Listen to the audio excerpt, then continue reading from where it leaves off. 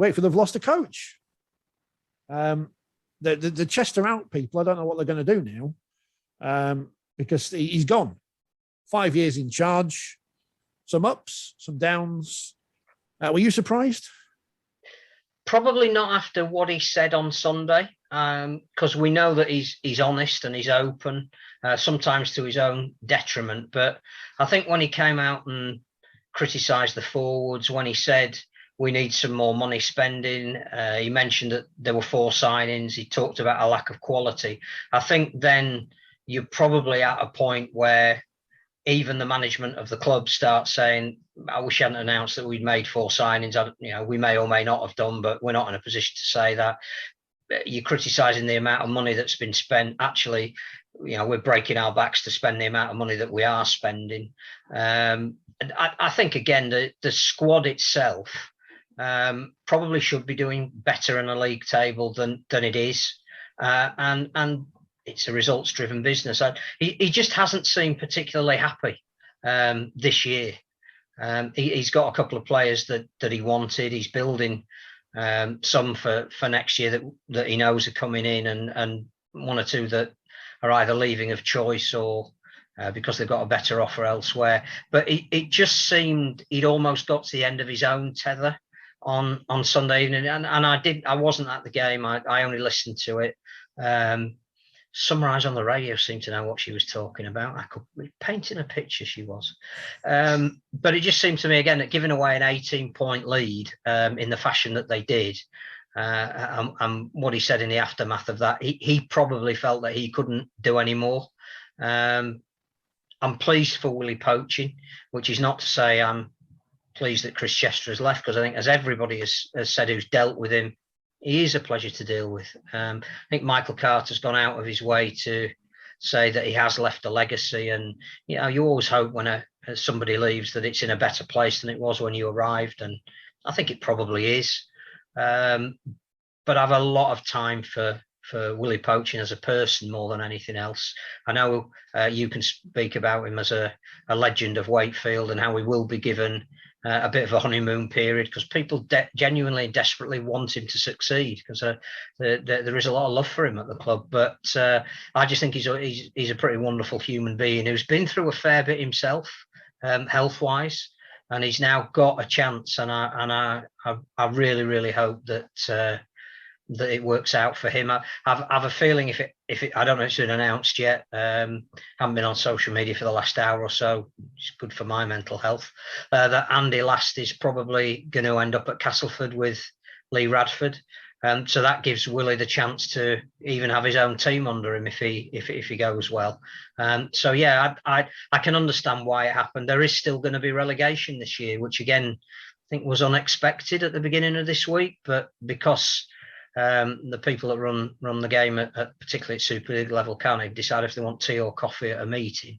They can't decide if they want relegation or promotion, and it looks like we are going to have relegation. Whilst Lee clearly are in that ejector seat at the moment, Wakefield are getting a bit too close. So a long-winded answer to a very short question is no, I wasn't surprised, and I hope Willie makes a go of it. I don't think it would be a trade secret to reveal that Wakefield probably do run everything on a very tight budget. That's what happens when you have an accountant in charge of things at the club, and that's not a bad thing, as we've seen with previous regimes at the club in the all too recent past. And Mr. Poching will know that for sure, because he played under one of those regimes. Someone asked if it would be similar to Kieran Cunningham and his legacy at St Helens if it all goes wrong. And I don't think it will be. For one, Wakefield didn't win anything under Poching as a player or while he was there as a player. But you can guarantee there have been players at Wakefield since him who have not played when they've been fully fit. I know for sure that's the case. But I can guarantee you Willie Poching played certainly in 2001 when he was nowhere near fit, which is why when he went to Leeds and won stuff, I was happy. Not that Leeds won stuff, but that he won stuff because he deserves it, because he ran his blood to water and all those other cliches you want to say. He certainly did that as a player. So whatever happens now, he's going to be the greatest Kiwi in charge of the club because he's only got Tony Kemp to beat. and no one liked Tony Kemp because he replaced Andy Kelly, and we all loved Andy Kelly. So whatever happens with Willie Poching, he will remain in situ in his legendary status, if you will. If he can be a legend having only spent 2 or 3 years at the club, I don't know. But he will always be in the fans' affections, or the ones who are right-minded anyway.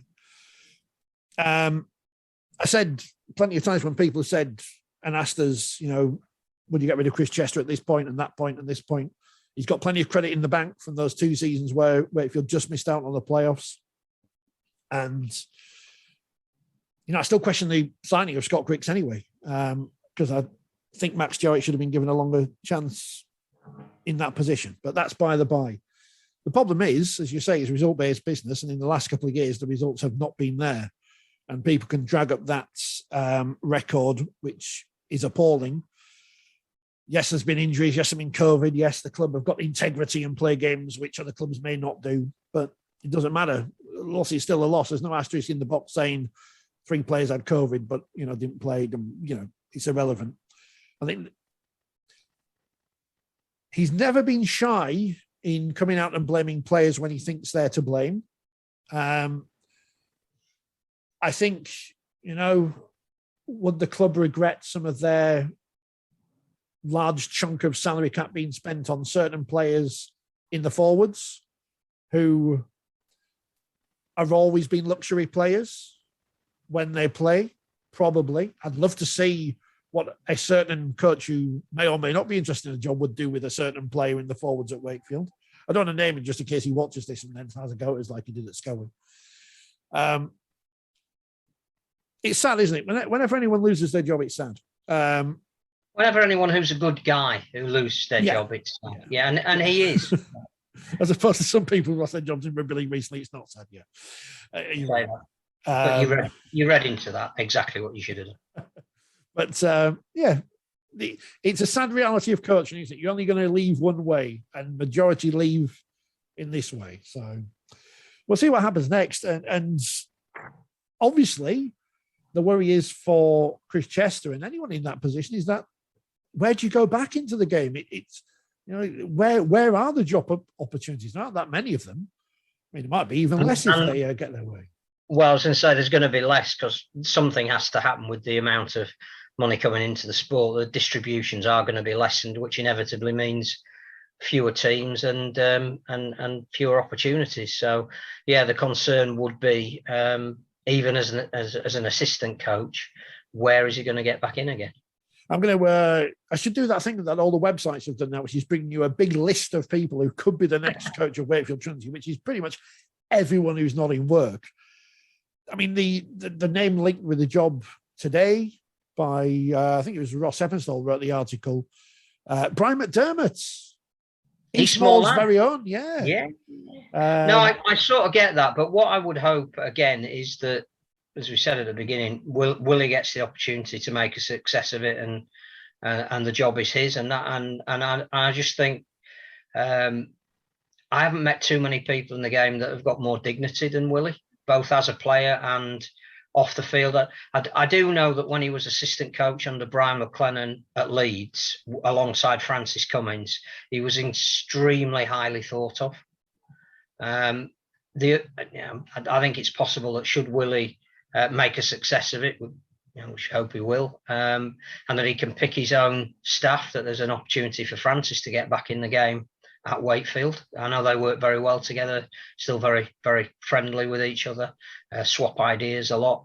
And I think that would be to the benefit of Wakefield, that it's not just about necessarily the guy who, fronts up at press conferences every week and is interviewed by Sky because he's got head coach next to him. You have to have a team of people, and you have to have a team of people that can work together. Brian McDermott for me would be an ideal candidate because he'd have a genuine feel for the city.